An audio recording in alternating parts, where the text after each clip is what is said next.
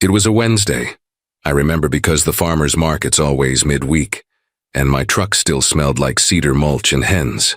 I'd just gotten home, thinking about whether I'd made enough selling eggs and peach preserves to cover feed for the month, when Scout, that old shepherd mix of mine, froze halfway down the drive. Now, when a dog like Scout goes still, you listen. He was bred on instincts sharper than any alarm, and that day he was carved out of stone, ears high, nose twitching. Then I smelled it. Thick, greasy, chemical. Not smoke from brush, but something darker, hotter, man-made. I dropped the egg crate right there in the dirt and started running. The closer I got to the back pasture, the heavier that smell hit, until I came over the rise and saw it. My cornfield, gone. Just a black smoking rectangle. The stalks I'd nursed from seed were nothing but twisted shadows. You ever hear fire die? It hisses like it's laughing at you. Scout paced beside me, growling low, tail stiff. I knelt down, touched the soil. Still warm, slick with melted plastic from the irrigation lines. Someone had doused it good. You can tell when fire's wild and when it's surgical. This was precise, like someone had drawn the line with a ruler. And I already had a pretty good idea who. See, ever since that HOA finished building their luxury clubhouse down the hill, they'd been itching to get their hands on this land. My land. Said my unsightly rural fencing ruined their aesthetic. First it was letters in the mailbox, then notices about noise from my pump, then that stupid drone buzzing over my fields every morning. It wasn't just harassment, it was a campaign. And the queen of that campaign was Margaret Albright, HOA president, all pearls and perfume and poisoned kindness. The type who smiles through her teeth like she's auditioning for a toothpaste commercial while plotting your funeral. I'd told her no plenty of times. No to selling, no to easements, no to community partnerships. But some folks don't understand the word no until you carve it into stone. I guess that's when they decided to send a louder message. The fire department came 20 minutes later. The chief walked the perimeter, kicked some ash, crouched down. He didn't say much, but when he muttered, "Controlled ignition," under his breath, I knew it. Someone lit it on purpose. That night I sat on the porch, staring at the smoke drifting into the valley. My hands wouldn't stop shaking, not from fear, from anger so deep it made my teeth hurt. Margaret probably already had her press release drafted. Unfortunate natural fire near community property. But she had no idea who she'd just crossed. My family had been on this land since before her HOA even had pavement. And I still had the key to something they didn't know existed. Behind the North Ridge, hidden by oak and stone, sits the old dam, built by my grandfather in '58 after the floods.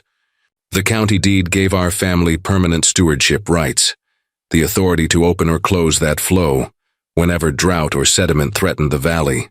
It doesn't look like much, just concrete and rust, but it holds the whole watershed in its hands. And that watershed feeds their manicured little paradise. 2 days after the fire, I went back out to the burn line with Scout.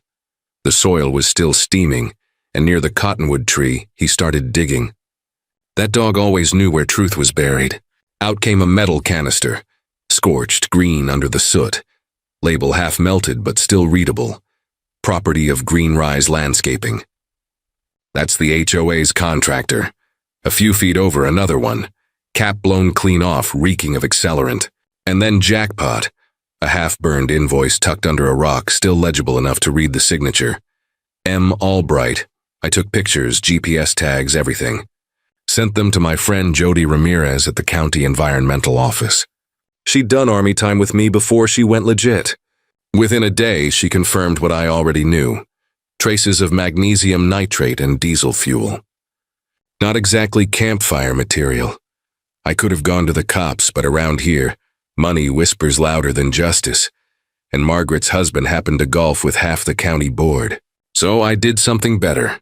I paid her a visit, walked straight into that shiny clubhouse while she was hosting some planning meeting, dropped the canister on the table so hard her latte jumped. "Lose something?" I asked. Her smile cracked just a little. "This is a private meeting, Mr. Thorne." "Then it won't take long," I said. "This belongs to your contractor."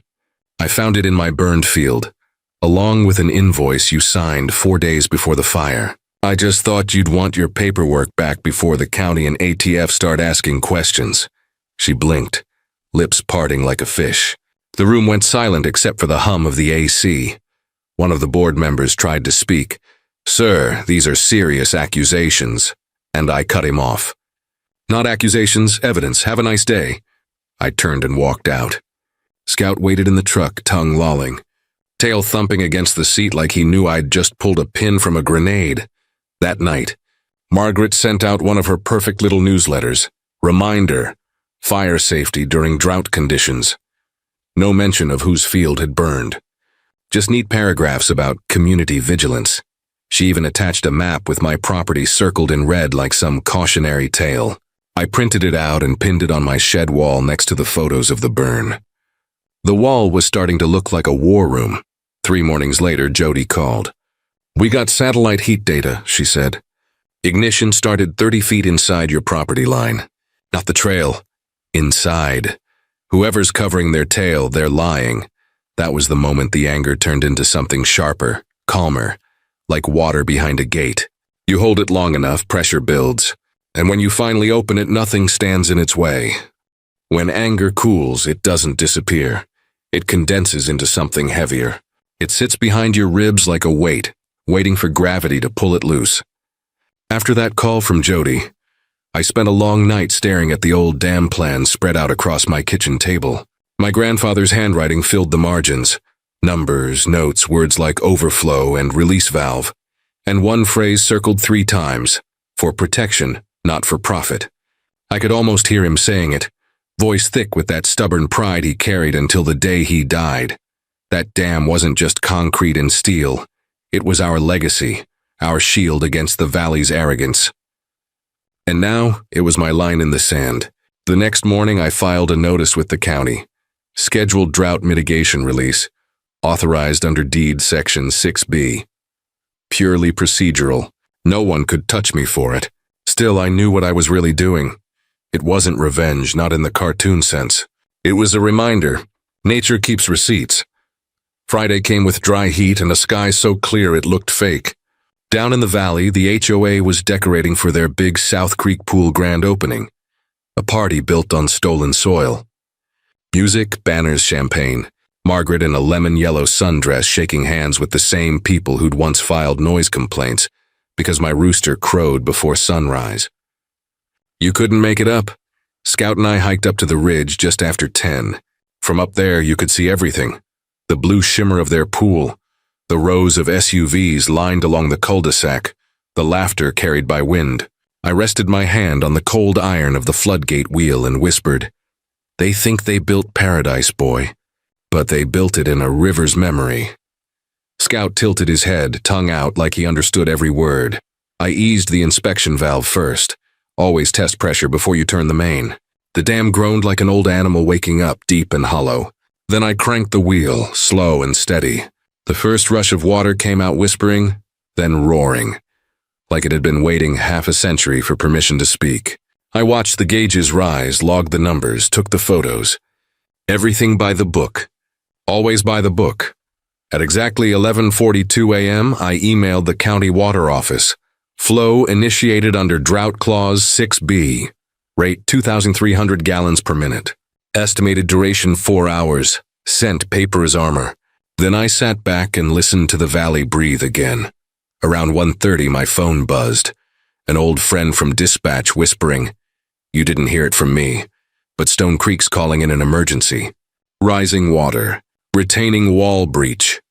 I thanked her, hung up, and started walking down the trail. The sound hit before the sight, the deep, muffled thunder of water finding its path. When I broke through the tree line, chaos had already taken over. People running in every direction, shoes slapping through puddles, music cutting in and out. The brand new stone wall behind the clubhouse had cracked clean down the middle, muddy water spilling over the patio, swallowing lawn chairs and cupcakes. Margaret stood barefoot in the middle of it all, shouting orders nobody followed. Mascara streaked, phone clutched like a lifeline. When she saw me, her eyes went wide, then narrow. "You," she screamed, pointing. "You did this. You flooded us." I walked closer, slow, calm. I filed everything with the county. "You can check the logs. This is criminal," she shouted. "You sabotaged us." "No," I said, stopping a few feet from her. "You built too close to the basin. All I did was let nature finish what you started." She lunged forward, slipping in the water, catching herself on the edge of a table that floated by. "You've ruined everything," she spat. "That pool was supposed to host the fall gala." I looked past her at the deep end now filled with brown current and plastic flamingos bobbing like survivors. "Might want to reschedule." The sirens echoed up the valley before I made it back to my truck. By the time FEMA arrived, it was all over. 3 homes condemned, several more soaked to the studs. The clubhouse, her pride and joy, cracked foundation, structural failure, closed indefinitely. And me? I had paperwork proving every bolt turn was legal. That night, the local news showed Margaret on camera, still dripping, sobbing about man-made floods and vigilante farmers. I just smiled. You can't flood what was already underwater in lies. The next morning was quiet, the kind of quiet that feels earned. Scout and I walked down to the creek. It had widened, yes, but it was clean, flowing true for the first time in years. Sediment washed out, the air sharp with cedar and silt. That's the thing about water. It doesn't destroy, it resets. FEMA inspectors came by later, polite as Sunday ushers. One of them ran his hand along the dam wall and said, "This is better maintained than half the county's infrastructure." I handed him a copy of the deed, the clauses highlighted in yellow. He read, nodded. "Airtight," he said. "You did everything right." I just smiled. That's the only way I know how. By the following week, the HOA had imploded. The website vanished. Margaret stepped down for personal reasons. Half the board resigned before sunrise. Insurance claims bounced under unpermitted construction in known floodplain. And the same neighbors who once called me a nuisance started waving when they drove by. I didn't celebrate. I didn't need to. Justice doesn't always come with applause. It comes with quiet. I sat on the porch that evening, bourbon in hand, Scout's head on my boot, watching the sunset turn the wet fields gold again. The corn would grow back. The land would heal. It always does when you stop trying to own it. Weeks passed. The valley smelled like earth again, not smoke or polish. The HOA's precious pond dried up completely after the culverts clogged with sediment. Their lawns browned. The fancy signs faded. But my field came back alive. Clover and ryegrass first, then little shoots of green threading through the black soil like forgiveness. That's when I knew it was over. Not when they lost, but when the land started forgiving us both. One evening, just before dusk, a knock came at the gate. It was one of the homeowners, a man I'd seen glare at me for years.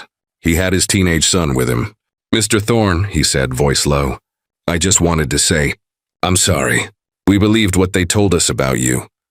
I didn't say anything, just nodded. The boy bent to pet Scout. "Cool dog," he said softly. I smiled. Best I ever had. They walked off, and for the first time in a long while, I didn't feel alone on that hill. A week later, I found an envelope in my mailbox. No stamp, no return address. Inside, a single line in neat handwriting. "Thank you for protecting what they didn't understand." I didn't know who wrote it, maybe Jody, maybe someone from the valley, but it didn't matter. I tucked it into my grandfather's old ledger, right next to his last note. Legacy means doing what's right, even when nobody thanks you. That night I made chili, poured a drink, and sat out under the stars. Scout snored beside me. The creek whispered steady in the dark, and I realized something simple.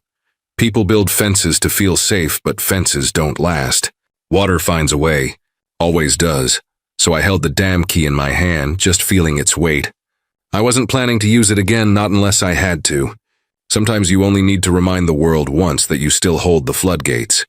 And if anyone ever tries to take what's mine again, well, they can read the signs. The land remembers. Now I'll ask you, whoever's listening, was I wrong? Was I justified? Or was I just another man who let anger turn into action? You tell me. Drop it in the comments. I'm curious which way the water runs for you.